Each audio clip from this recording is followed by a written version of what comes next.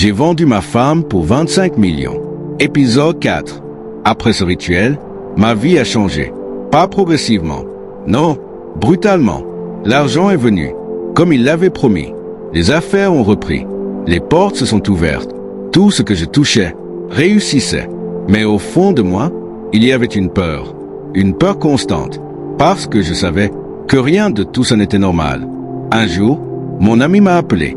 Il m'a dit, « Pourquoi tu ne cherches pas à voir ta femme ?» J'ai été surpris. Je lui ai dit, « Voir comment? Elle est morte ?» Il a rigolé doucement, un rire que je n'ai pas aimé.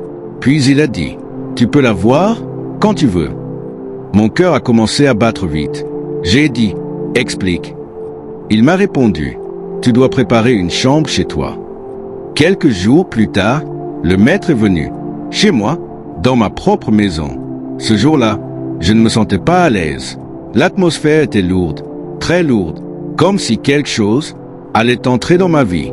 Définitivement, il m'a demandé de choisir une pièce isolée, sans fenêtre, sans lumière naturelle. J'ai choisi une chambre au fond de la maison, une chambre simple, vide, mais ce jour-là, elle allait devenir tout sauf normale. Ils ont fermé la porte. Personne ne devait entrer. Personne. Même moi, je n'étais pas autorisé à parler pendant l'installation. Pendant des heures, j'entendais des bruits étranges, des murmures, des objets qui tombaient, des sons que je ne pouvais pas expliquer. Mon cœur battait fort, très fort.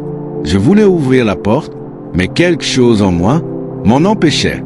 Puis, le silence, total. Après quelques minutes, la porte s'est ouverte. Le maître est sorti. Il m'a regardé et il a dit, « C'est prêt ?» Je suis entré et ce que j'ai vu m'a coupé le souffle. Un miroir, grand, imposant, différent. Ce n'était pas un simple miroir. Non, il y avait quelque chose dedans. Quelque chose qui bougeait, qui respirait.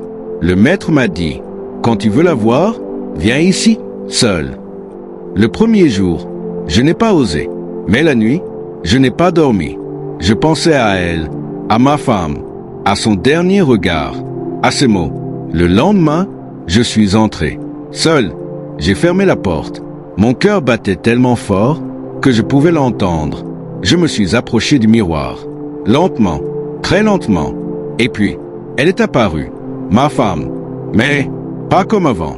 Elle était enchaînée, faible, fatiguée, comme si elle souffrait. J'ai reculé, choqué. J'ai crié. Qu'est-ce qui se passe? Elle m'a regardé, avec des larmes, et elle a dit, depuis que je suis ici, je travaille. Je ne comprenais pas. Je ne voulais pas comprendre. Le soir même, j'ai appelé mon ami. Je lui ai dit, elle souffre. Pourquoi? Il a répondu calmement, c'est normal. Ces mots m'ont détruit. Il a ajouté, la douleur qu'elle ressent, c'est ce qui nourrit ta richesse. À ce moment-là, j'ai compris. Tout. Si je voulais continuer à être riche, elle devait souffrir.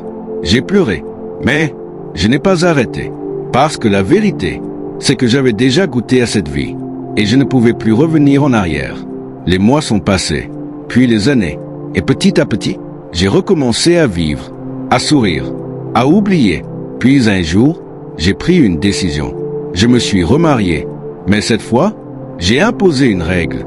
Une seule. Il y a une chambre dans cette maison. Tu ne dois jamais y entrer. Elle a accepté. Mais je savais qu'un jour, elle allait vouloir savoir. Et ce jour est arrivé. Parce qu'un soir, pendant mon absence, elle a décidé de forcer la porte. Et ce qu'elle a vu dans cette chambre n'était pas fait pour les humains.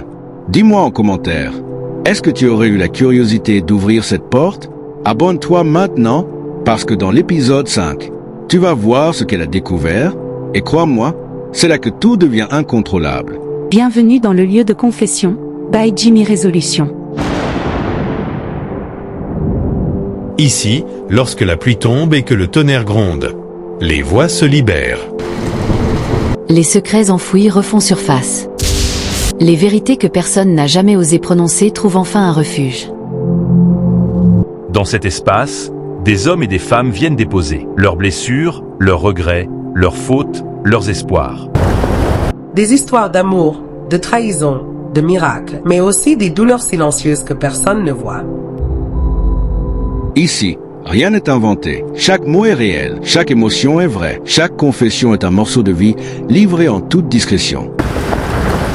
Abonnez-vous maintenant, invitez vos amis à nous rejoindre. Et si vous avez une histoire à partager, envoyez-la au numéro affiché à l'écran. Préparez-vous. Chaque jour, une nouvelle vérité se dévoile.